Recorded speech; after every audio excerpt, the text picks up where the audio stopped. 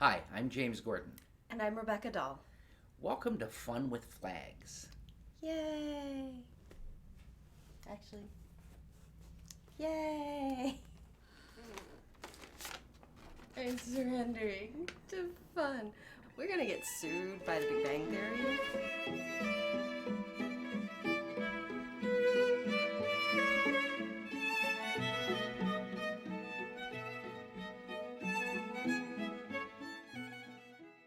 On this episode of VMAP Fetching Mettle, which is our casual in-between episodes break, we wanted to talk a little about flags.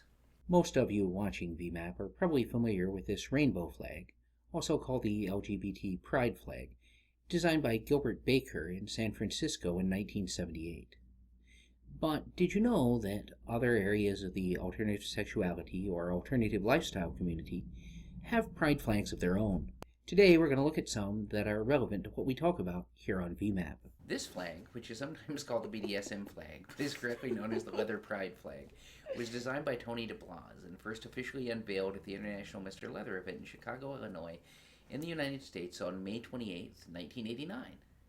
And you can learn more about its creation from the link here or in the doobly-doo. This emblem is widely recognized as a BDSM emblem and is considered to have been inspired by the Ring of Roussi, described in the classic BDSM novel The Story of O by Anne Duclos under the nom de plume Pauline Réage. This specific symbol is copyrighted by Quagmire, who's made it freely available for all educational and non-commercial use within the BDSM community without charge. Because the symbol is widely used historically, Quagmire copyrighted one specific design. The rims and spokes are of a color indicating metal. The rims and spokes are of uniform width with the arms rotating clockwise. The inner fields are black. The holes in the fields are truly holes and not dots. In practice, many other artists have developed similar symbols which do not violate the specific copyrights, and many variants are widely recognized at this time as the BDSM Triskelion. This flag, which is widely recognized as the Master Slave and Dom Sub flag, was presented by Master Tallen and Slave Andrew at the Master Slave Conference in Washington, D.C. in 2005. Continuing fun with flags. Yay! This flag, which is also often called the BDSM flag, is technically the BDSM rights flag, and was first common in Europe, but has become more common in the US in the past several years. It's free to use, whether for personal use or commercial gain. The flag was probably originally developed to promote a website operated by BDSM craftsman and podcaster Tanos, but has begun to achieve some currency in the US. Tanos also designed this ownership flag, which is also free for all use. Excellent. The episode Too Evil to Show. In order to protect people from it, it was shot out of focus.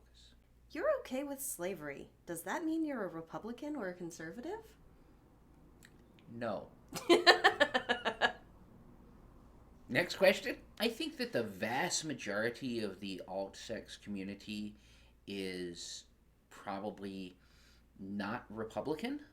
I think I tend to vote for Democrats because they come closest to representing my rather liberal and outspoken positions.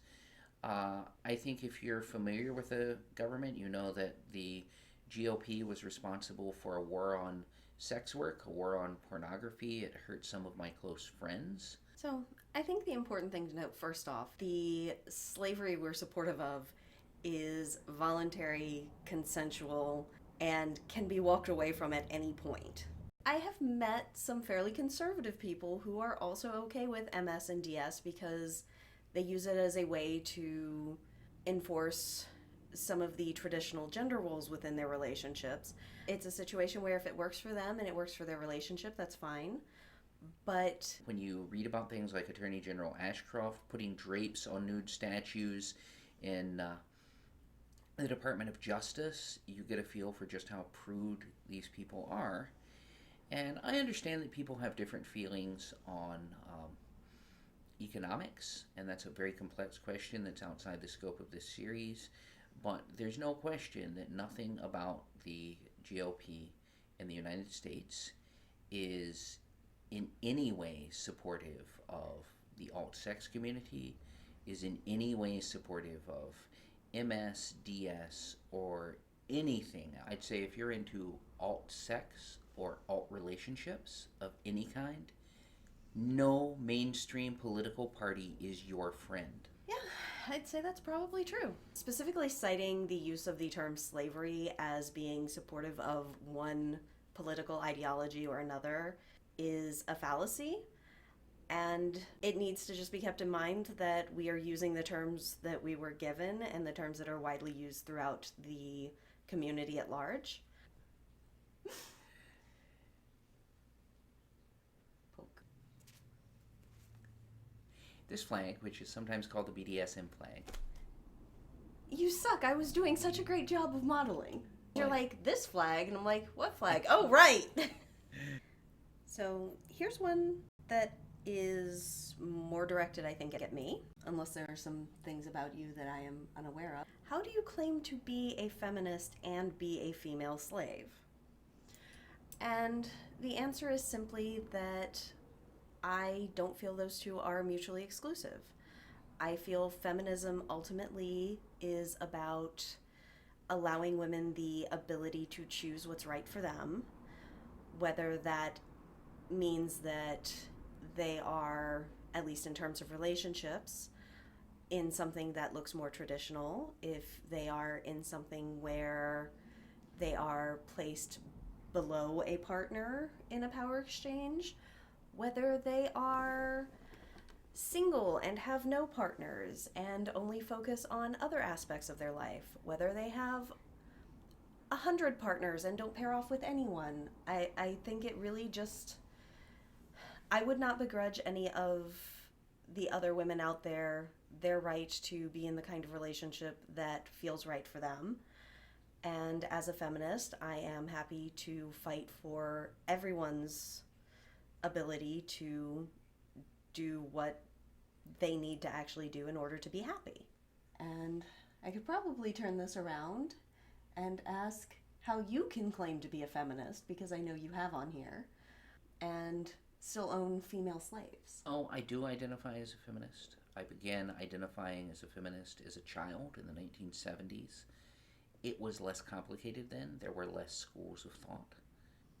I currently identify as a sex-positive or sex-radical feminist. My ideas on the subject are informed by the thoughts of some of the people that I've read or met, some of the leaders in sex-positive feminist thought. Annie Sprinkle, Tristan Taramino, both fantastic people who I have the highest regard for. I think there's a lot of excellent writing and thinking and video blogging on this subject by people like Lacey Green. I realize that may put me at odds with some people who feel that feminism is something different, and I respect that, but my advocacy and my sincere belief is no less strong than theirs. And I want to see a world in which everyone is respected equally. For VMAP, I'm James Gordon. And I'm Rebecca Dahl. Remember, there's no right way to do power exchange. Only your way.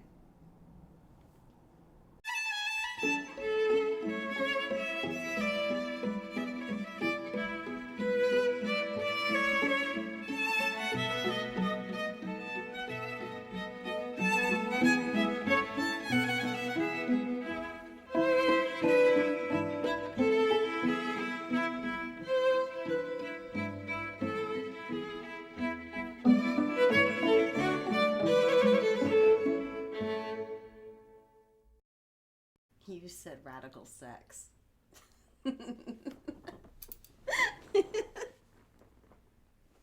My ears.